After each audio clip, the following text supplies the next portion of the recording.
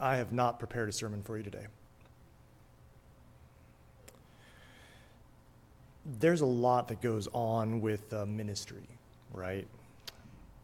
So preaching and teaching, that's kind of the most visible part. That's like the visible part of the iceberg, but most of it is submerged. It's the things you don't see that make up the greater part of my time. And so this week I was compelled to do a lot of unexpected ministry that happens under the surface. And as a result of that, and my time being monopolized by that, I did not really have enough time to be able to put together the kind of sermon that I would take pride in to be able to give you on a day like today. Actually, over the course of the 5 years that I've served as your minister, 4 or 5 years, depending upon how you slice it, in giving pulpit supply at the very least. This has happened once or twice, maybe 3 times, and normally what happens is I pull an all-nighter. You know, I put on my Superman cape, I pull an all-nighter, and I give you a sermon that I have meticulously gone over, and most of the time I think y'all are none the wiser. But I'm a little too tired to pretend to be Superman this week. So no manuscripted sermon, at least. I have to tell you that actually, before I became a Unitarian Universalist, when I was ministering in the Christian context, I was entirely, exclusively an impromptu or an extemporaneous preacher. It was actually not until I became a Unitarian Universalist that I started to change and transform, and that was because I came to discover that Unitarian Universalists are a lot pickier with their language and pay a lot more attention than Christians do. So I kind of had to watch myself just a little bit more. So I have no manuscript for you today. I'm going to kind of go back in the old time machine and give you a more extemporaneous thought today. I don't even know if it's worthy of being called a sermon, but here are some thoughts, and I beg of you today for some grace and forgiveness and a little bit of space to not be perfect, if that's okay with you. Thanks, Corey. I will tell you that we are still very much in the midst of our Love is Sermon series. We are moving towards completion of that as I take a look at it. We will end that sermon series at the end of 2018. Our final sermon will be 2018, December 30th of this year. So there's a couple of spaces that I still want to fill in for you today, and that's what I'm going to address, about 2 spaces that I anticipate filling in today. And as many of you who have been here for a long time, you know that I like to draw my inspiration for messages and sermons from a variety of different sources and texts. That's one of the really awesome things about being a Unitarian Universalist. I'm not just locked into the Bible. I can go to all sorts of different things. So from this very pulpit, I have pulled from the Bible, both Old and New Testament. I've pulled from the Bhagavad Gita. I've pulled from the Upanishads, from the Quran once or twice. You also know that I'm not limited to those traditional sacred texts. I like to delve into philosophy as well. So I've quoted folks like Nietzsche or Schopenhauer or Kierkegaard and other old dead white men. Today, I will be pulling my inspiration from none of those sources, but rather the new Netflix animated series She-Ra. Anybody remember She-Ra from the 80s? Does anybody watch that show if you're like a millennial or an Xer like me? Okay, so I got to get you all up to speed on this. It's a silly little cartoon that originated back in the good old 1980s, back when I was a child. And I wasn't a big She-Ra guy. I was actually a He-Man guy. Most of y'all probably remember He-Man, right? If nothing else. So He-Man, of course, he's the master of the universe, big buff guy, the sword, and he would go around and attack evildoers and promote good. Well, the good folks at Mattel realized that, this is obviously very sexist, and we need to have a female version of He-Man to balance out and take down the patriarchy. That's what the Mattel people said. Actually, what they probably said is, there's money to be made with girls, so let's make a female version of He-Man, which they did. So they created a twin sister for He-Man who went by the name of She-Ra, and they even gave her own animated cartoon series, and it was great. And if you promise not to tell any of my old friends back in the day, I actually liked She-Ra better than He-Man and watched her show more than the male version. Oh, it was a great show. So Netflix, again, in this beautiful capitalist society we live in, trying to make that extra money, they realize that nostalgia is selling right now. And so they are just, everybody right now is trying to find these old intellectual properties from the 80s and 90s and banking on nostalgia. They're creating new reboots. So Netflix has done this, and we have a new She-Ra show, and I started binge watching that this week. I would like to pretend to tell you that I was watching it with my daughters. I wasn't. I was watching it for myself.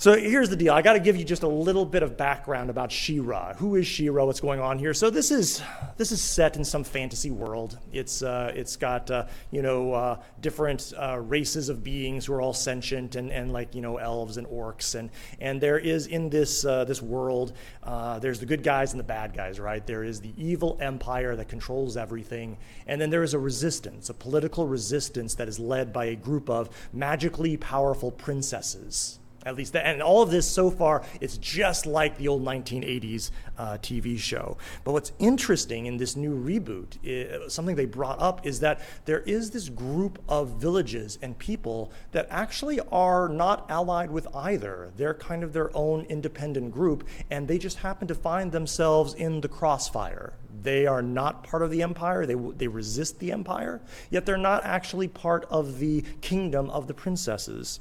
So as I'm watching this show, and the first season is an origin story. It's telling us about the origins of this person named She-Ra, and she's just a teenage girl. She is a teenage girl who is part of the, frankly, evil empire. And of course, she's been brought up to believe they're not evil. They're just the empire. They know what's right. They do what's good. And she is training to become a captain of the guard in their military. So she ends up having some encounters that start to call into question that truth, that perspective that she has been inculcated with her entire life, that the empire is good. She's meeting some of the resistance fighters and starting to realize, wait a minute, maybe they're not as good as I thought. And her whole reality is going topsy-turvy as a result of this. And as I'm watching this unfold, I'm realizing, oh, well, this is the hero's journey, or in this case, it's the She-Ro's journey. It's all Joseph Campbell stuff. It's all following the exact same steps of that, and it's lovely, especially for a children's show. But at the beginning part of the She-Ro's journey, She-Ra is encountering a mentor. Her whole life is going topsy-turvy. She's trying to figure out who she is, where she belongs, and she meets her mentor, this little old lady out in the woods. It's like a little miniature Yoda, and so her name is Raz, and so Raz is kind of showing She-Ra the ropes, explaining what things really are like. And so they come to a clearing. And as they come to this clearing in the woods, they have this lovely little dialogue. And as I was watching this on TV, I thought, oh, wow, I need to write this down because that'll preach. So I took down and I wrote it down in hand. I just took a pen. I started writing this down, and I wanted to share it with you because I just thought it was so profound, even for a children's story. She-Ra, the young teenage girl whose life is all topsy-turvy now, and she's being pulled in different directions, she says to this older mentor, she says, I left my whole life behind looking for answers about where I came from and who I'm supposed to be. I want to do the right thing, but I don't know what that is. And as she finishes saying that, they come to this clearing, and in this clearing is the remains, the rubble of a village that has been destroyed by the evil empire, by the Horde. And it stops them in their tracks, literally. And She-Ra says, well, what is this? And the older mentor lady, Raz, she says, well, this is what always happens. She says, wicked people destroy what they cannot control. Once, the princesses would have protected us, But these days, they stay in their castles, protecting only their own lands.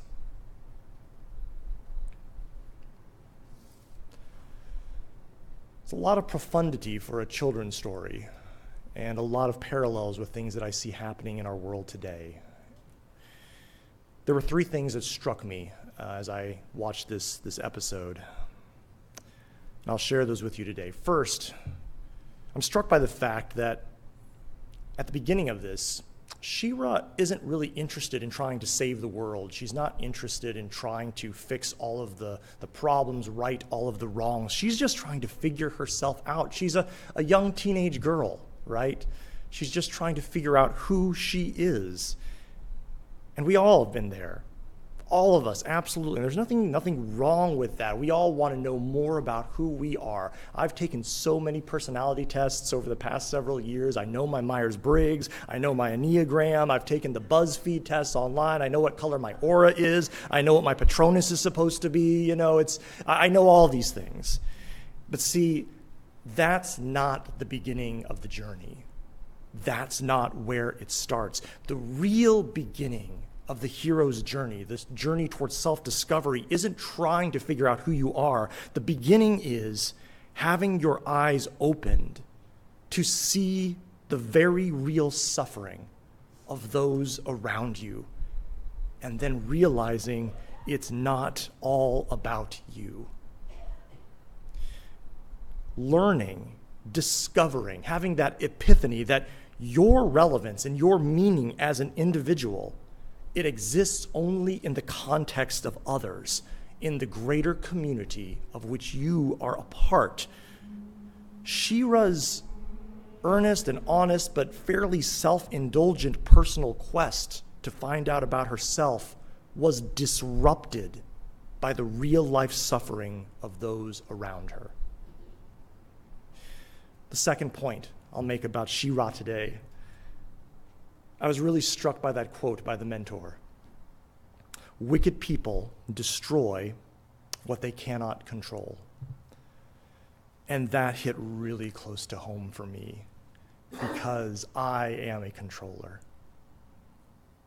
I see some nodding of heads to suggest either, yes, you are, Philip, or I understand that too. It might be either of those. I admit it 100%. I can be a micromanager. I can want to try to put all the pieces on the chessboard in just the right way because, why? Because I'm good at it. I'm like really, really good at it. Like I can see all the stuff and I know how to make it work. And if everyone would just listen to me and do what I say, it would all work out so beautifully, right? Oh, I'm a controller. And maybe because I'm a controller, I'm going to give those of us who are a bit of control freaks a little bit of some leniency here, because the desire for control does not always come from a bad place, right? A lot of times, the desire for control, it comes from a place of utter compassion. It's the idea of, if I can just control what is happening here, if I can just put some order around this chaos, because chaos is dark, it's scary, it's bad, it hurts people. If I can control this, if I can fix this, if I can make this predictable and I can make all the pieces fall in the right way, no one gets hurt and everyone's going to be happy. So control can absolutely come from a good place. It's grounded in compassion sometimes. But it can also go too far. When our need to control the situation and the people in the situation. Let me say that again. When our need to control the situation, and specifically to control the people in the situation, when that overpowers all else, when we would rather risk the destruction of relationships and people rather than give up our control or our illusion of control, then indeed we have become wicked, and love is absent. And this is the first blank that I will suggest for our series today. Love always knows when to let go of control. Love always knows when to let go of control.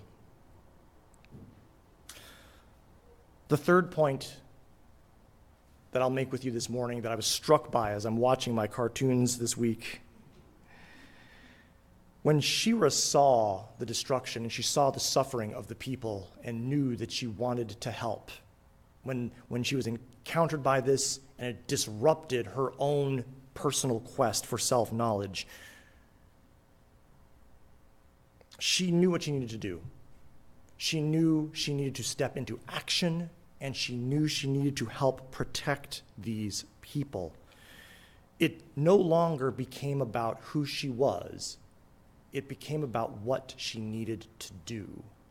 And I will tell you that I actually have a different viewpoint on this than a lot of philosophers out there and a lot of people who are very popular writing books these days. There are many folks that will say that your actions come from who you are, and I'm probably in the minority that believes the opposite. It's a little bit more Aristotelian. There is this idea that actually who we are is the end product of what we do. And I'm actually more in that camp. Ultimately, who you are or who you will become will be determined by the actions you choose to take in life. And so from my perspective and from this lens, I see that Shira made the leap from worrying too much about who she was and her identity to seeing a need to act and to help and to do that. And in the doing, that will lead to the becoming. She will become a protector because she chooses to protect. And right now in this world, there are many, many people who are being hurt and who are in need of protection. Edmund Burke said, "For evil to triumph, it is only necessary that good people do nothing." There's an old story that happened back in 1964. A woman named Kitty Genovese. She made headlines back in the day. She was walking home in a neighborhood in New York City, and she was knifed. She was knifed to death. And there were 38 witnesses who saw her murder, and those 38 people did nothing. They watched it unfold. They didn't say anything. They didn't step up to help. They didn't even try to call the police.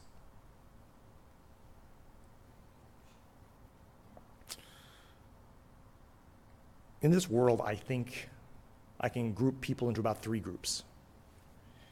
There's a small, tiny minority of people who are truly dedicated to evil. Now, they don't say that they're dedicated to evil. No one thinks they're dedicated to evil, right? You don't wake up one morning and say, I'm going to do some evil today. No one says that. We're all right in our own eyes. We do what we believe is right. But there's a small minority of people that, in believing what they're doing is right, are causing great harm in this world, spreading hatred, fear, and division. On the other side, there is a small minority of folks who are dedicated to doing right and good. Small minority, small minority, very small, maybe as small, maybe smaller than the minority that are trying to do evil. The vast majority of us in this world are in that middle section, dedicated neither to evil nor to good, dedicated only to our own comfort. One of the most profound pieces of advice I received was at a Unitarian Universalist General Assembly when we had the Sister Simone Campbell there. She's the Nuns on the Bus person. And she had a great speech. And I know she had said it before. It's one of the quotes that is attributed to her, but she said it again in this context, and it has always stuck with me. She said that her faith had called her to always walk towards trouble. To always walk towards trouble. To ignore discomfort, to overcome your fear, and to go to those who need help and to give it to them. Always walk towards trouble. And when I find myself in those places of cowardice or comfort, it could be either, where I don't want to move to help someone, I hear Sister Simone say, love always walks toward trouble. And that would be the second blank I would give you today. I believe with my whole heart that our faith and love always makes us walk toward trouble. So in a nutshell, that is what Shira taught me this week. Don't be afraid to walk toward trouble to protect the innocent, and let go of your need for control before it destroys what you claim to love. I encourage you to ponder these in your heart with me and find a way to continue to incarnate love and justice and compassion in this world. Blessed be.